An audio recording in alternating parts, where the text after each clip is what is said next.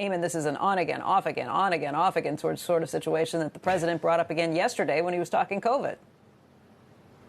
Yeah, and the president sort of made it sound a little bit like it was on again after everybody thought it was off again, but that's been the saga of this thing, Becky. You're absolutely right. There was some question last night about whether Senator Joe Manchin would even join this emergency conference call that Senate Democrats held with their own caucus last night to discuss the path forward. But we are told that Manchin did, in fact, join that conference call, even though he's been at odds with his fellow Democrats since he threatened to remove his support for the president's Build Back Better plan. On that call, we're told that Senator Chuck Schumer, the Democratic leader and the majority leader, said that we're not giving up on this Build Back Better plan. He's vowed to bring that to the floor in the Senate next year.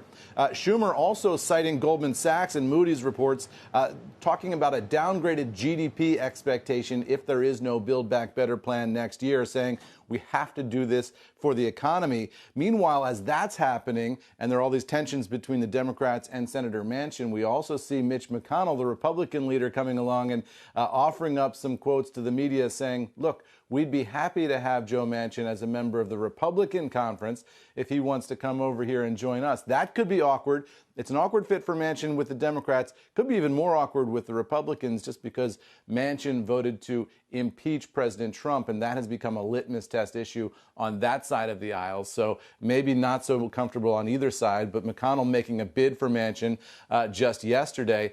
Meanwhile, the president, as we talked about, was asked about all of this yesterday. Here's how he expressed his optimism when he was talking to reporters. Take a listen. Do you believe Senator Manchin kept his word to you? And how do you rebuild trust with progressives in your party to advance your legislation now? You know, I told you before, you've heard me say this before, some people think maybe I'm not Irish because I don't hold a grudge. Look, I want to get things done. I still think there's a possibility of getting Build Back Better done. Did Senator Manchin break his commitment to you? Senator Manchin and I are going to get something done. Thank you. So Biden saying he's not going to hold a grudge, despite the fact that a lot of Democrats do hold a grudge against Joe Manchin, and saying that he thinks he can work with Manchin and get something done. So Democrats sort of patching things up yesterday and into the night last night and expressing some optimism that they can get things done. It's not clear at all, guys, what the final deal that could pass in both houses actually looks like at this point. Back over to you.